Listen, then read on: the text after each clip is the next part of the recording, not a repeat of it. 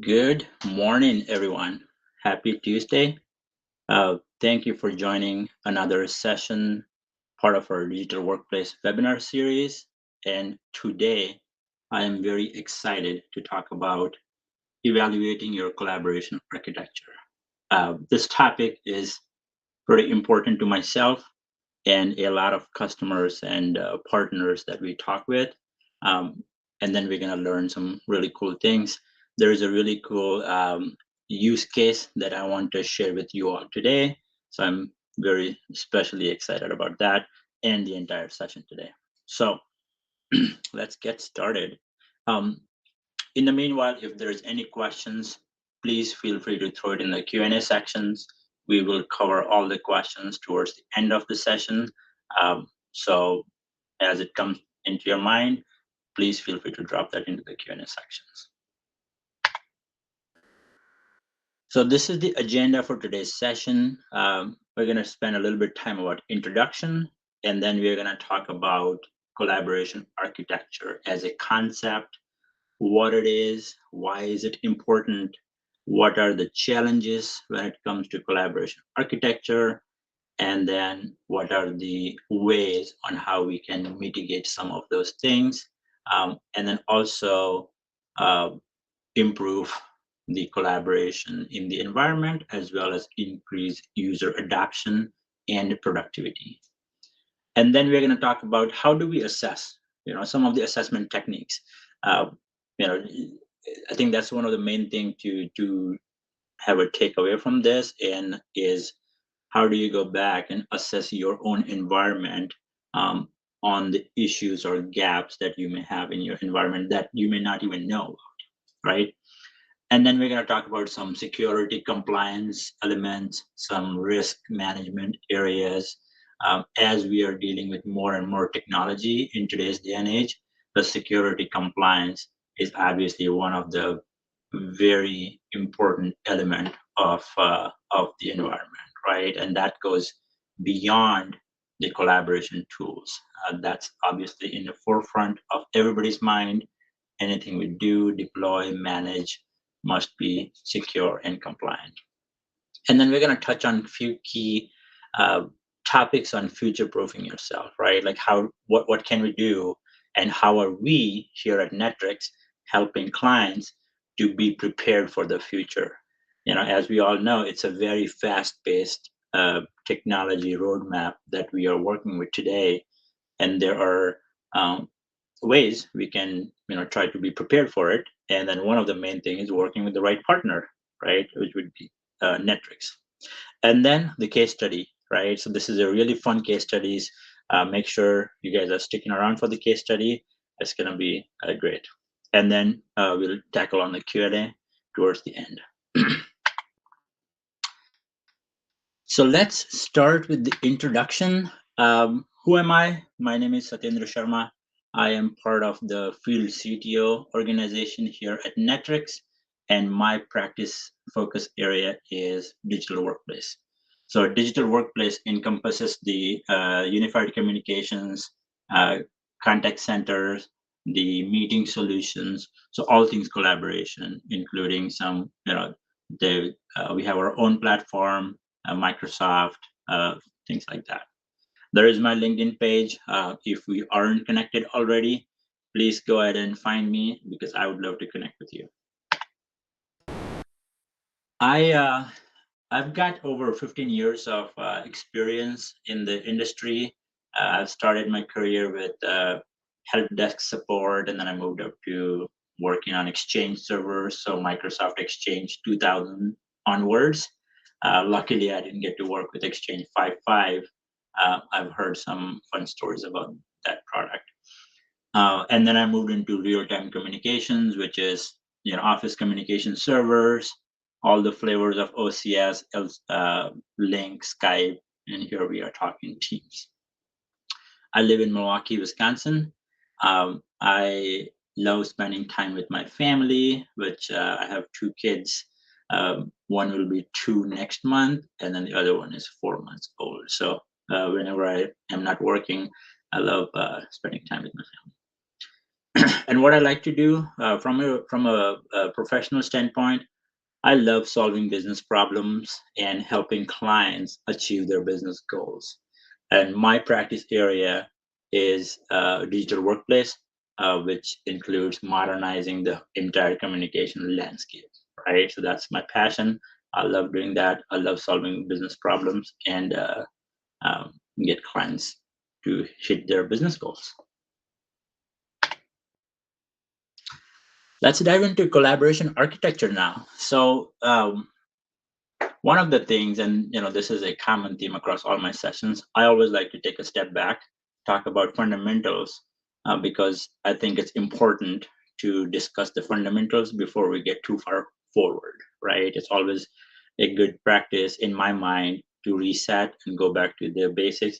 And then from there, we kind of go back up. That helps me and it helps a lot of my clients as well. So when we talk about collaboration architecture, right?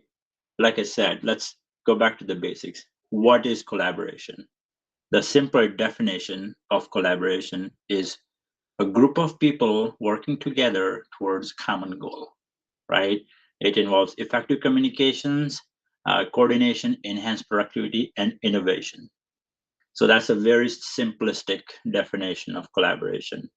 Now, what I want you to focus on is a couple of keywords in this definition, right? There's leveraging collective skills, effective communications, enhanced productivity, and innovation, right? These are the things that are very critical when we talk about collaboration architecture, right? So like keep those keywords in back of your mind as we go through these sessions. Okay, but I just wanted to kind of step back a little bit and touch the definition. Now, what are some examples? Now we're going to start relating those things in our day to day. So we work with project teams, right? Team members from different departments working together on a project.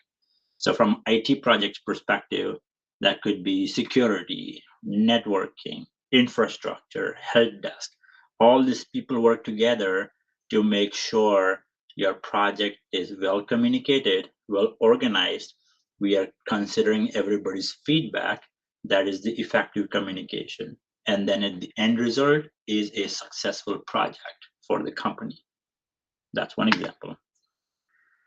Cross-functional teams. So and this kind of like goes more into like DevOps type of work, right? Whereas cross-functional teams, you have the business side of the company, then you have the technical side of the company. How do they talk to each other effectively so that they're relaying and they're getting the right requirements so they can produce the right software or code or whatever they're working on, right? So another example of it. Partnership. This is something that we deal with every day of our lives, right? Like partner company. And this goes beyond your company boundaries, which would be people talking from different organizations on teams. You can do team to team chat, you can do team to team calling, voice, things like that, right? Like we have channel partner organization, we have, agents and like that. So a lot of B2B type situation.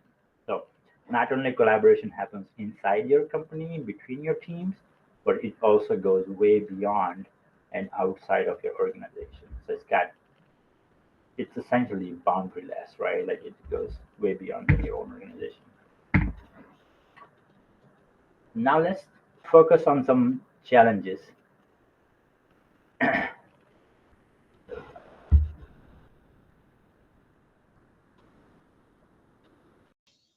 All right.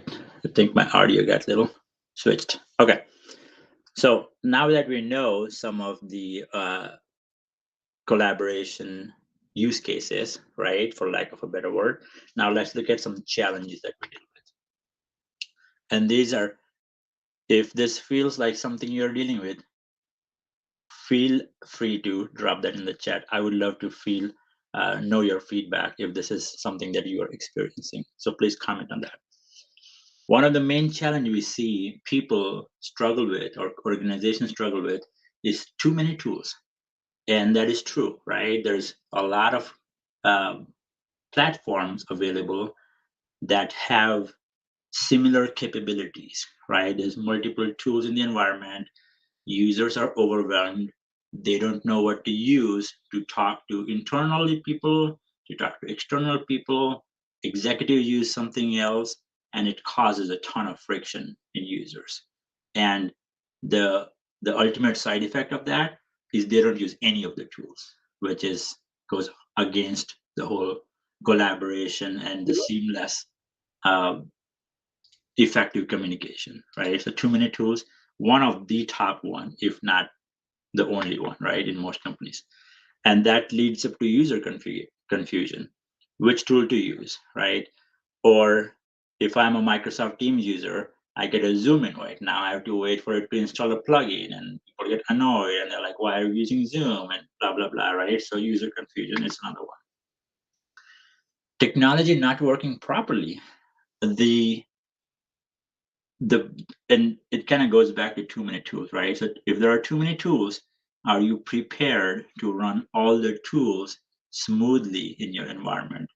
Is your network ready? Is your endpoint ready? Is your security firewall, scanning tools, are they all aligned to make this tool work smoothly for the users, right? And then if one of those pieces are not working, it can lead up to a dissatisfaction of the user, and then they'll get annoyed and they will switch to something else or just call for using their cell phone number or mobile phone, right?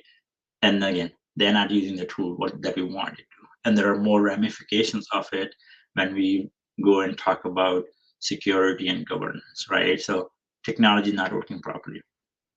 Endpoint issues. Um, are your endpoints ready to support? If you have too many plugins installed, too many installers, software, they start to compete with each other, right? One of the example is your mic and camera control, right? The devices or the application, they take ownership of these devices, and then one or the other, like it's not going to be available on both sides. As well as if you have endpoint scanners, things like that, um, that may also interfere with the performance. And also security vulnerability and hardware. So especially if you're using, let's say, meeting room devices or desk phones for your users, or receptionist, you have a special attendant console that allows them to do multiple call handling, right? Those endpoints have to be prepared for the physical devices, at least, like software. How do you keep up with the software updates on them? Um, the manufacturers, they issue new versions of software for a reason, right? There's security vulnerability, there is obsolete operating systems or firmware. How do you keep up with all that, right? And if you're an older software, it's going to eventually get blocked by the tenant or Microsoft Team, for example. So you have to make sure it's up to date, and then you're not exposing any vulnerability in your environment. Connectivity issue. This is the foundation of everything. No matter what tool you use in your organization, if the connectivity is not there and it's not tested and working properly, you are going to have issues, and there is no way around it, right? So my previous webinar, if you weren't on it, you can go find it and watch the recording. We touched specifically on things to do to test your connectivity before you put your business critical workload into use, right? So just wanted to take some time to expose some of these challenges, and there are more. This is not it, right? There, I hope there was only 5, but there is a lot more in the real world. But just wanted to highlight some of the key 5. So when we talk about collaboration framework, what do we actually want? We want, as a company or organization, a set of workloads that our users can use to communicate with each other internally or externally, right? The most popular one is instant messaging. I want to be able to chat somebody. Voice call. I want to be able to voice call uh, with awareness, right? Like I want to be able to know if Joe on the other end, he's available to take my call. and that leads up to like presence awareness and so on and so forth. I don't want to call somebody who might be on do not disturb or presenting, because that's not an effective communication. Automated call routing. This would be for your company main number, right? So if you have a company main number, somebody calls in ABC business, we want to give them a very pleasant and a customer centric experience, right? Like we have a nice greeting, music hold file, give them the right menu or where they need to go. So we route the call to the appropriate department very efficiently. Meetings. Uh, I personally am in more meetings than direct calls. Like, it's just the nature of my day, right? But meetings are also critical, internal and external. And it also means that we want people to be able to join the meeting easily, as well as if somebody wants to call in using a traditional phone line, give them that option. Also, if you're hosting a sensitive meeting, how do you protect those meetings so that any content that is shared in the meeting is not exposed outside of your organization, right? So something else to be aware of. File sharing, documents we work with every day, co-authoring, screen share, remote worker friendly. That's one of the big ones, right? Especially after pandemic, we want the users to have the flexibility to work from anywhere. Security and compliance. We have a section on that coming up. But again, anything we do must have a security and compliance um, part of it. Integration flexibility, another big one. Any tools we do, we may have our business apps, your CRM, your ERP, your ITSM type tools. How do we make sure these things are working together to give a good end-to-end experience? Reporting, I think that's like, it's very important, right? Like in today's day and age, pretty much any organization out there is making data driven decisions. And for that to happen, you have to have a good data. And that's why analytics and reporting is on this chat, on this page. Support, especially when you put your business critical workloads, voice meetings, stuff like that, you want to make sure you have a pretty good support behind it. End user training, if the users are not trained, they're not going to use the tool. That's as simple as it gets, and more, right? So these are some of the key elements I wanted to focus on when we talk about collaboration framework, on what we want in an ideal collaboration platform for the organization. So now we're going to switch gear and talk about assessment techniques. There are ways that we are helping clients to do an assessment of their current environment so we can make them more efficient with less tools and a proper support.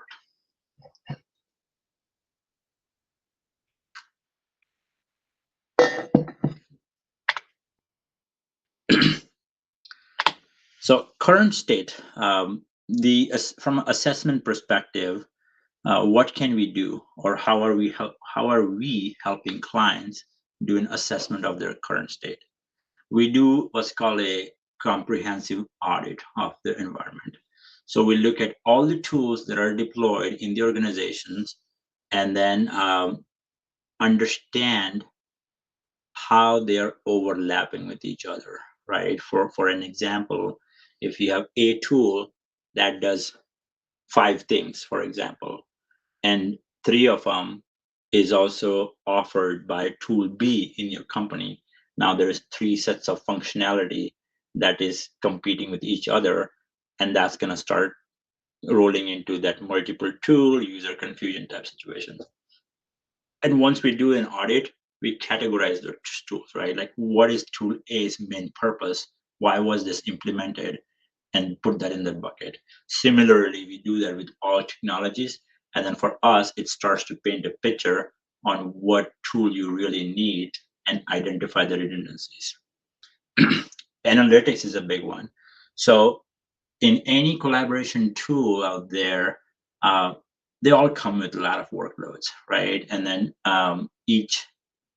there is typically an add-on. So if you want XYZ added to your package, that's going to add additional license. Are we doing an analytics on how many capabilities out of 10 is actually being used on an ongoing basis, right? So if you're only using 2 out of 10, those additional 8 are not even used. Are we reporting on that? So like those kind of things we have. And then there is also a business side of it, right? Like this is where the stakeholder engagement is very important. And this would be your BUs, right? So business units, your IT, your HR, your sales, or marketing, or field, whatever it may be. Every business is different, right? So this is not, again, this is not a general framework that you can put and implement everyone. This framework changes company by company. This is just a guideline and an example. So when we do a business stakeholder assessment, we identify the key business areas, and then we do interviews, right? Like what's working, what's not working. Are you happy with the tool you have? Are you using it the way we are supposed to be? And then we take all that learning and figure out, those technology buckets that we created, where do they actually fit, and how are they using it? And then one of the other thing, which is actually super cool, is the persona definition.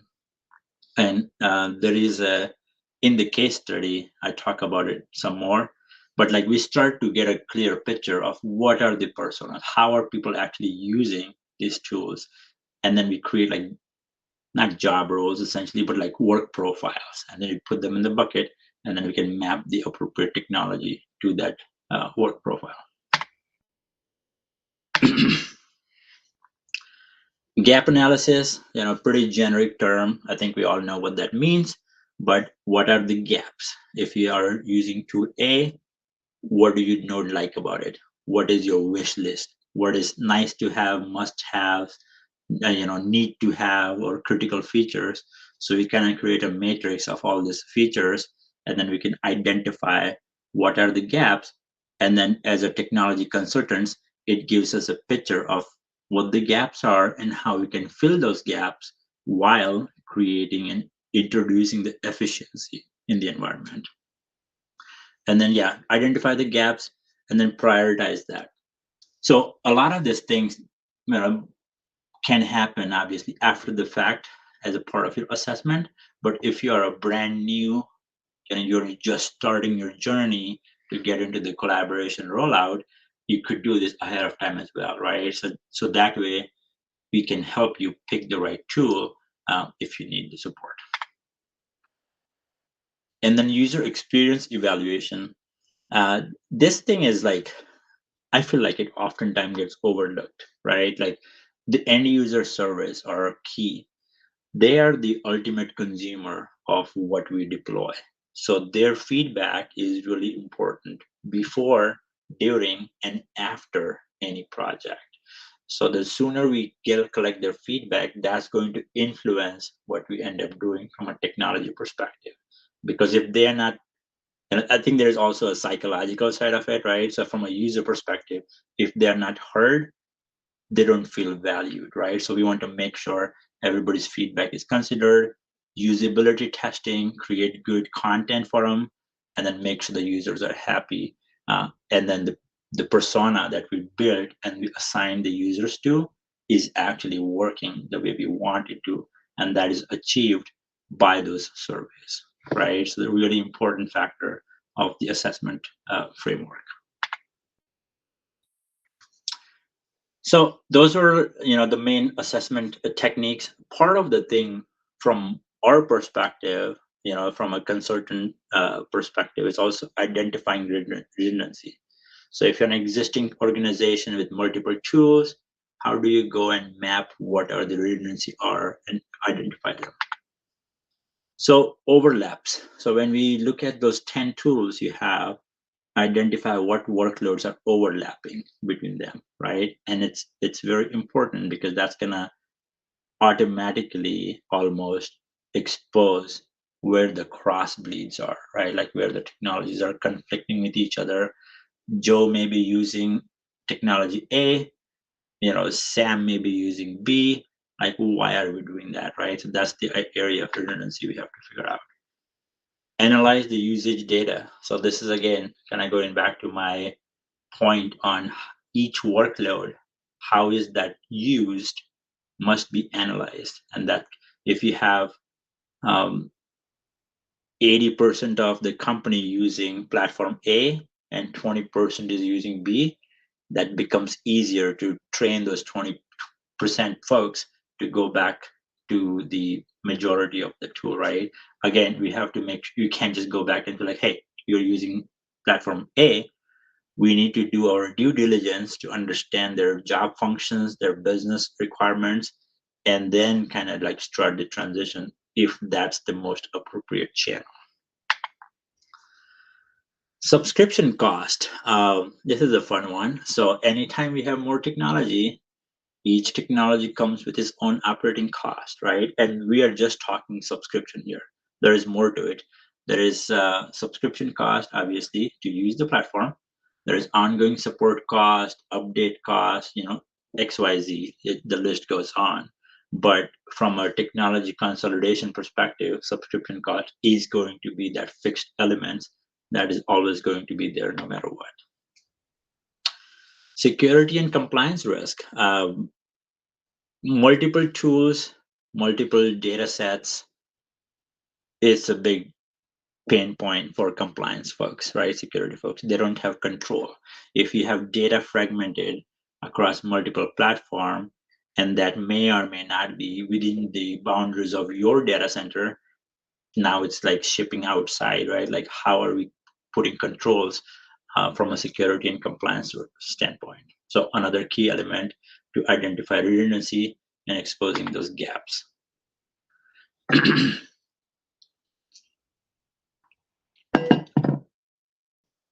And from an assessment perspective, we also have this user confusion and overspending.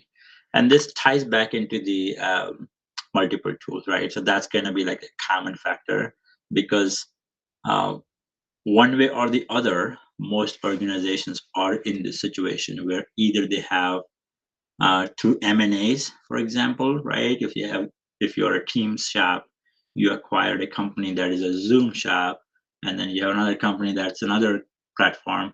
Now you have all these areas of redundant tool and overspending. So multiple tools is the number one cause of user confusion, and that leads to a lack of productivity, waste of time, don't know what to use, things like that. Increased training and support costs. The more options you have, the more training you have to give. And if I'm a user, to be honest, I'm not going to learn 5 different tools to do one thing, right? That's just not productive from end user perspective. They want one thing that works the way they want it to. They can rely on it. It's always available, and it's available from whatever preference of device that they may have. Higher subscription fee, right? Like that leads to overspending. More tools, higher subscription fee, maintenance cost, staffing cost, support cost, and then at the end of the day, the users may not even be using it, right? So now we are going to talk a couple of things about security and compliance. This is not obviously all the areas involved, but I just want to talk about a few things that is very critical when we talk about collaboration, a well-architected collaboration environment. Lack of governance. So if anybody here joining is part of a compliance or a security, this is probably your biggest pain point, right? You don't have the control to govern multiple areas. So without proper governance, what happens? You are at a higher risk of data security and compliance. There are some areas that comes up all the time is, where is my data stored, right? It's not, most of the tools today are a cloud-based tool. So everybody's using cloud. Maybe it's a vendor provided cloud. maybe you are extending your own infrastructure to be the data repository for this cloud-based tool. Is your data being shared, right? Like all this machine learning, LLMs, right? Like how is your data being used to train something? Data retention is the other one too. And that goes into the data-based decision making. How long is your data retained? Maybe it's you, right? You want to do some data mining, do some analytics assessment on your existing data to make some business decisions off of it. But if the data is not retained long enough, then that's not good. Or if there is a platform gives you 30 days of data retention and you want 2 years, now that could lead up to an extra storage cost, right? Or unless you do bring your own storage, and that's going to depend if the provider even supports it. Access restriction: who has access to your data? How do you control it, especially when it comes to the whole GDPR and international regulation? It only gets complicated.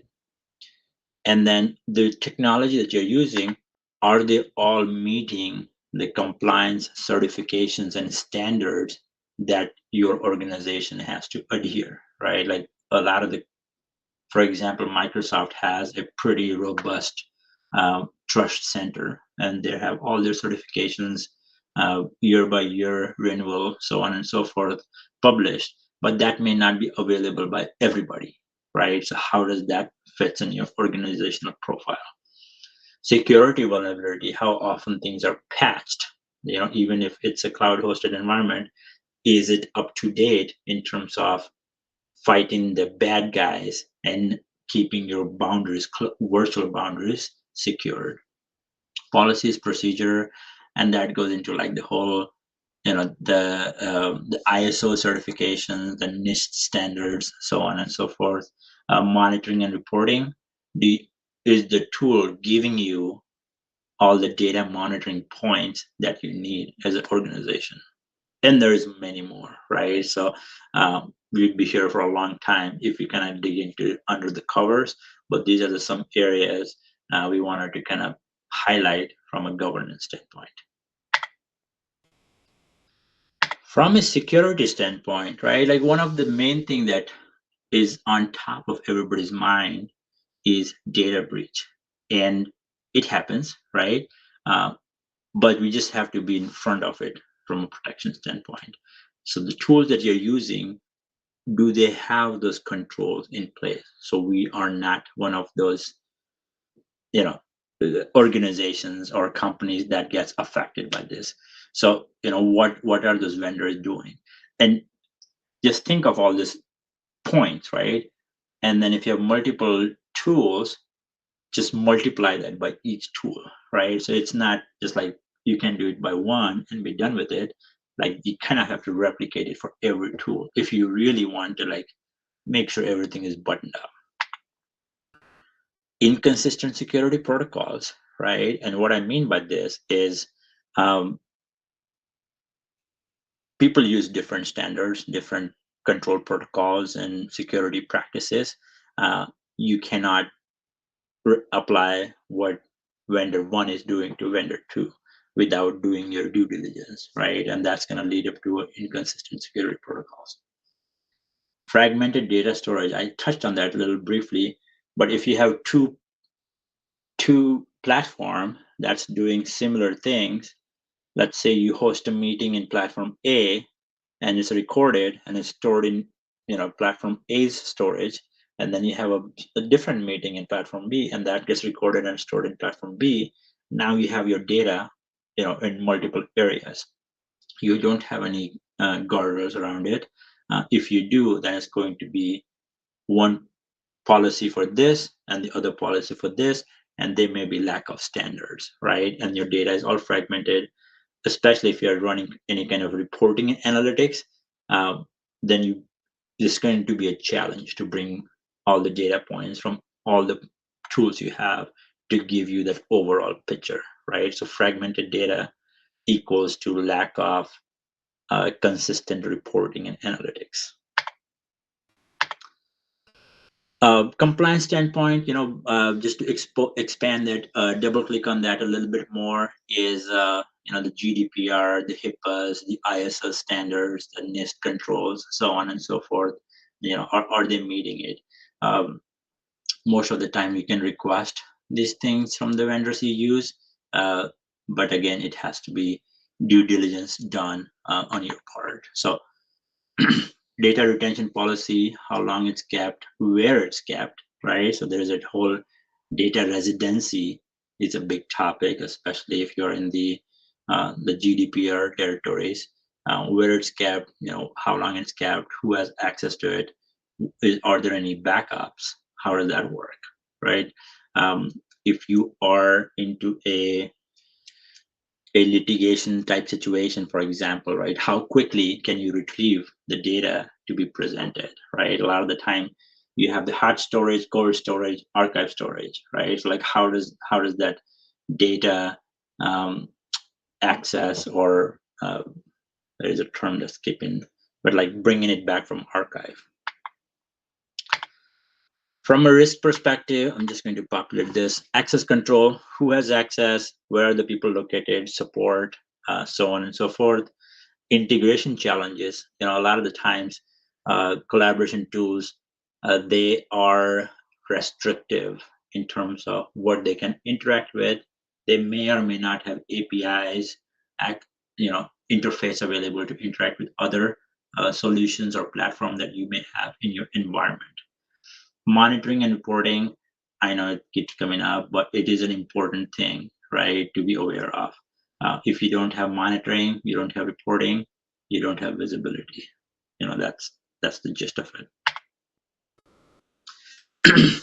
Future trends. So one of the things we wanted to kind of touch on is, despite of all this solution options and security control and so on and so forth, and how do we keep up with the future trends? There is constant evolution, innovation happening all over the platform, everywhere.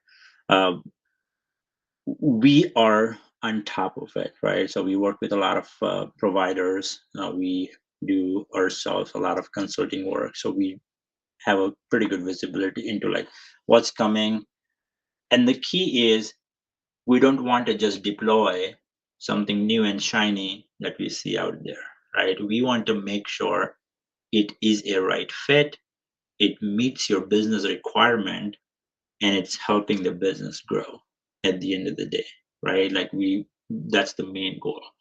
So we almost take like a reverse effort into understanding your business, and then introduce the technology that helps the business, as well as reduce complexity and make it efficient. Integration and optimization is another one. If you have different business tools already, how can we tie that into the tools, the collaboration tools we have, to make sure it's doing what we need to do? And this could mean developing a custom app, right? So if a collab tool and a business tool don't have a native integration through APIs or apps or whatever, we have the capability to develop an application that can talk to both sides, right? So there is that. Again, something we can understand, right? Because we have the dev mentality that can bridge the gap between the tools. Compliance, I think we beat this topic pretty good, but we also want to make sure everything we pick has the compliance wrapped around it. Future ready, is scalability and flexibility. So every business is, changes over time, whether they grow, they merge, scale up rapidly, things like that. So those scalability and flexibility topics is something we want to make sure is also factored into when we talk about our future trends. So now we're going to jump into case study, but let me take a peek here if you have any questions. Oh yeah, we got a couple of questions here. Track data duplication. This is my favorite response. It depends. No, I'm just seriousness. So it depends on what tools are in play and where those data are stored, right? So we could do audits on data repositories to identify a duplication, but we would need to know how those data are stored if there is any key identifier between the data sets, right? So there's going to be needing some due diligence to understand how the data is stored, and then we can create like a report or something to produce a duplicate, yeah, duplicate data sets.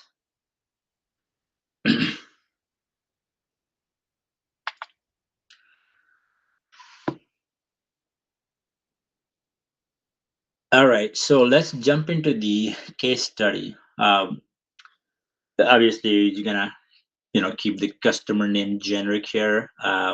So this customer A uh, has a Microsoft 365 tenant.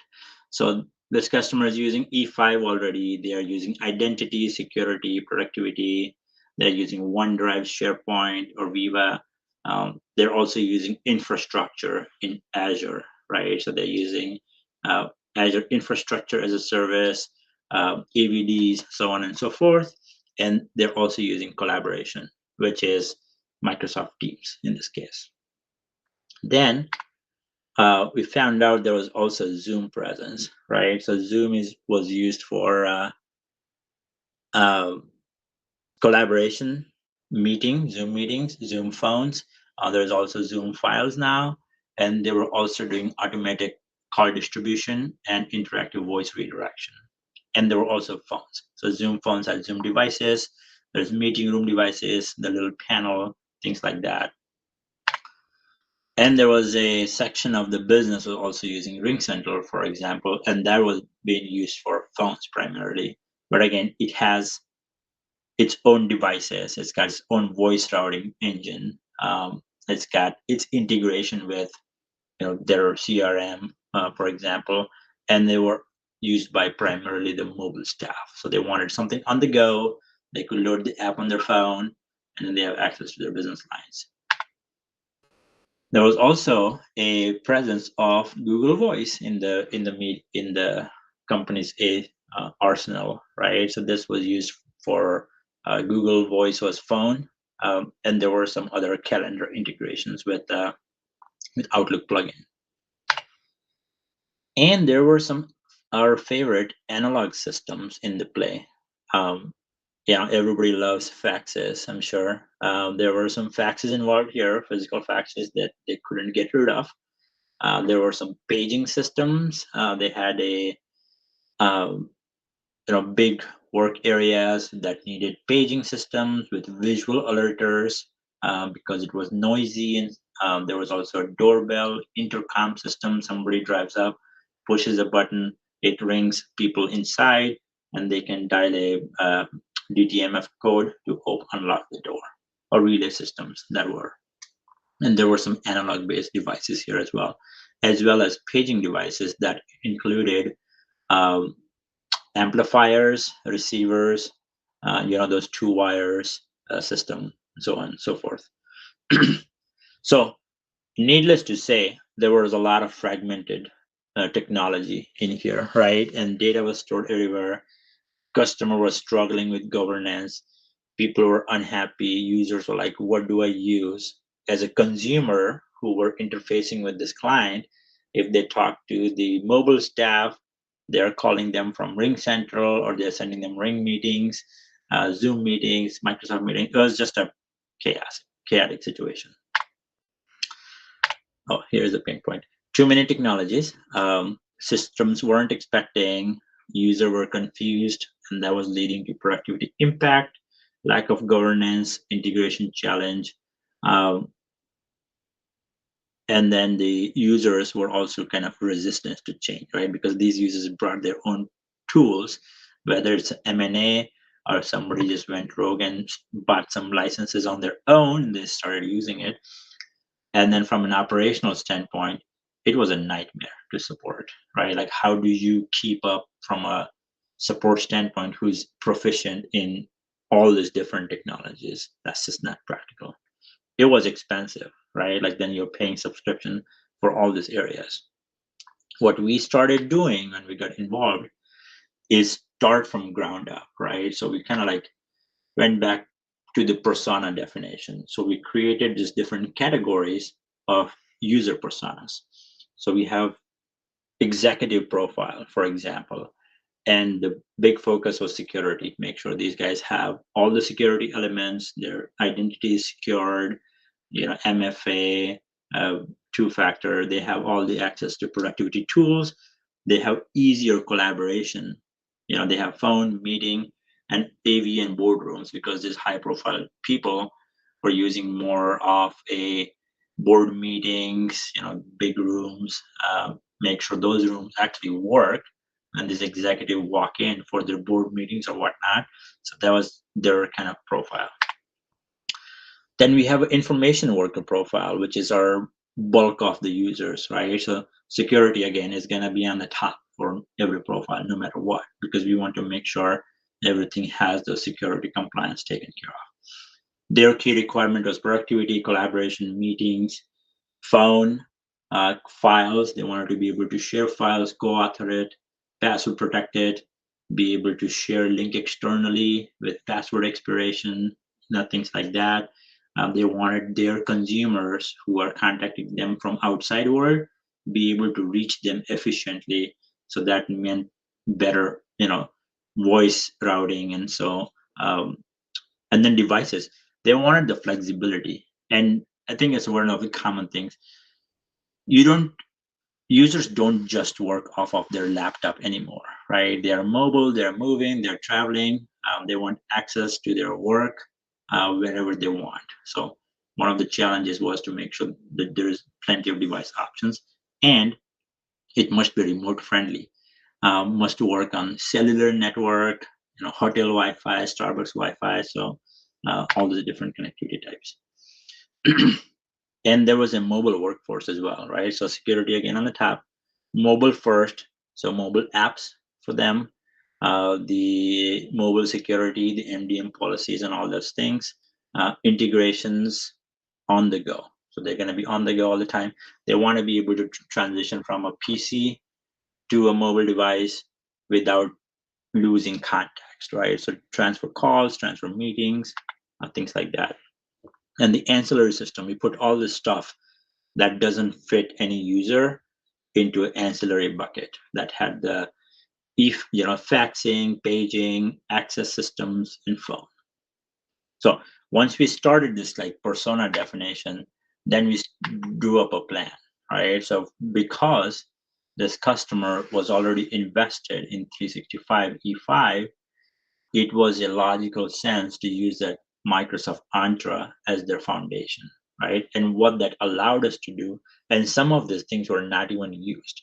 So when we got in, we were looking at their 365 tenant, and then we were like, did you know you can do XYZ? And then all of a sudden, like the light bulbs are going off, right? Like, oh, we didn't know that. We have this other third-party two-factor authentication tool that we pay a lot of money for just to add a two-factor authentication. So once we started like outlining the plan, it all started to like fit properly. So identity protection, when you have your elevated accounts, so there's a whole privilege identity management, which is just-in-time admin account, right? Then we have this whole Defender suite for identity endpoint cloud apps. Now we are starting to collect all the signals from this endpoint that we can report on. And if there is any anomaly detection, we can trigger the system to take appropriate action, whether lock that account, disable access, or even block certain devices, right? So it's a very powerful tool that you get with your E5 package. The whole purview gives you access to do e-discovery, communication compliance, information protection, DLP, right? Like detect credit card, type numbers, block it. There's like hundreds of policies we can define to make sure your communication in terms of email, chat is not breaking any of those control boundaries. So that became our identity foundation. From a collaboration tool perspective, we landed on Microsoft Teams, which was again part of the E5 in this case, and we got Teams messaging, channel, OneDrive, Viva. We deployed Teams Phone with the Netrix offered direct routing in this case. So there's multiple ways to deliver telephony in Microsoft Teams, but in this particular case, we ended up using our direct routing, which is a very cost efficient concurrent session based direct routing. So no longer you have to pay per user per month type phone plan, which they may or may not use.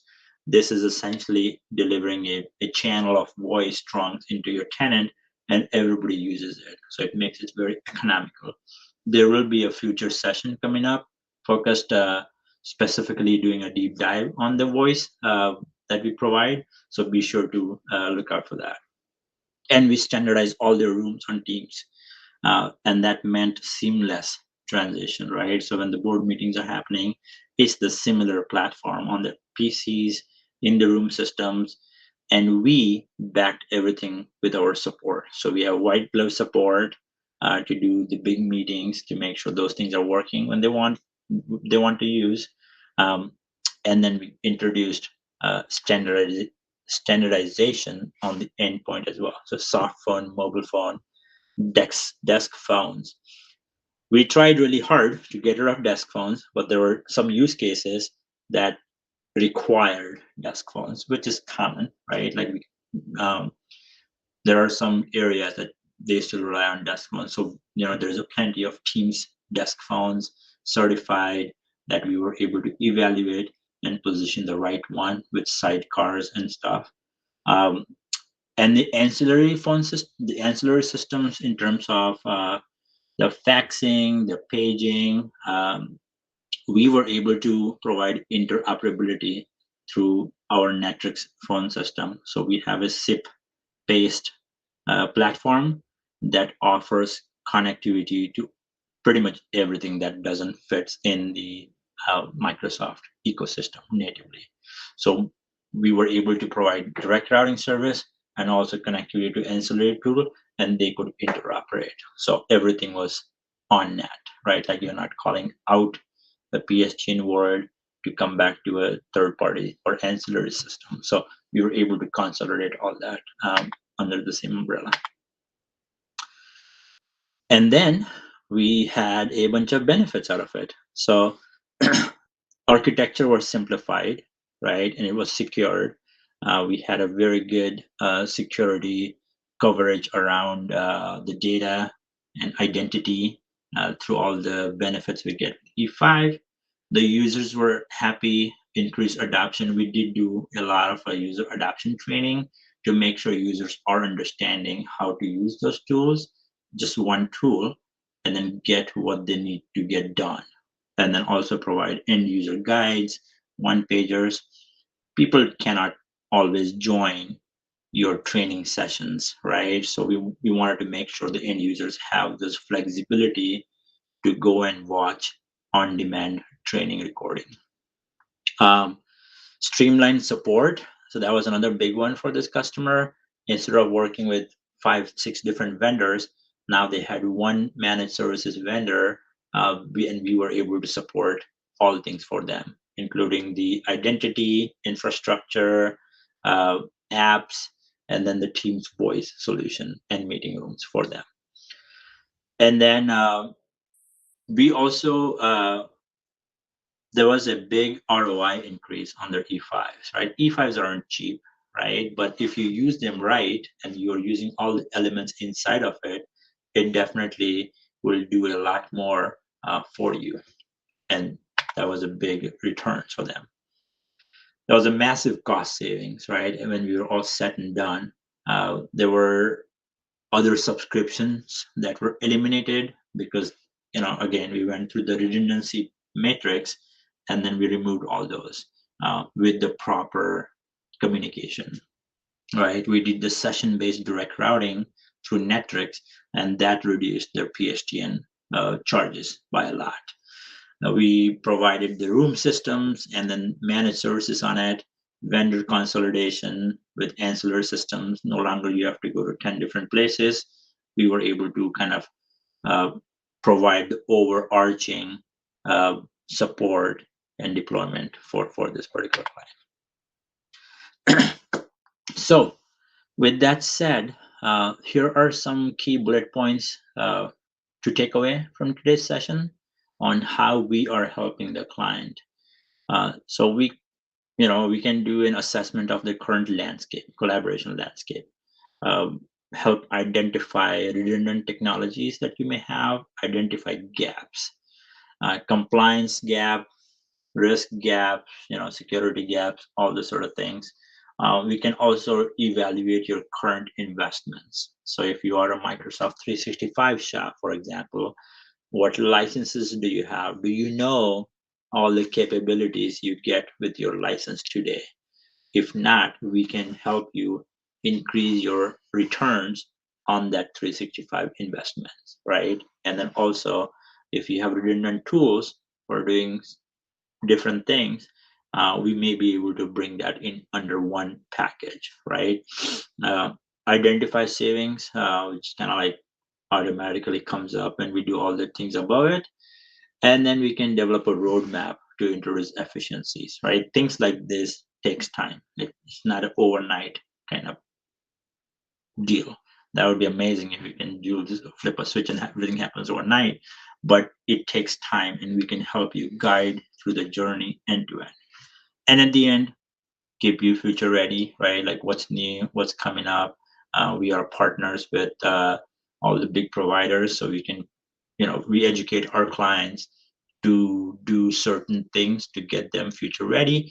Or if your business changes and now you have a new requirement, we can factor that in and either adjust your current technology, or if we have to, bring a new add-on or integration to make sure your business is getting what they need so they are uh, happy and using their tools the way we want them to. So let's see. I know we are coming up on time here. I think we'll tackle one question here, and I think that might be it. Um, what is the number one reason for lack of loss of productivity in an organization? I mean, wish there was only one, but there is multiple, right? And one of the common ones, which we talked about today quite a bit, was uh, duplicate technology and lack of user training. So I'm not saying that if you have multiple technology, just provide more training to the user. That's not going to solve your problem. It's two part solution, right? Like look at your technology that you have. Do you need all these multiple platforms? Most likely not. Settle down or condense down to the minimum amount of tools you need while maintaining and meeting all the requirements for your business and the users. And once you are there, then you provide a proper training to the users. You can, and the training also has to be very flexible, right? So like you can do on-demand training, users can watch when they're available, provide them one pagers so it's easy to understand, reduce the text. I promote pictures. I'm a visual person and that helps.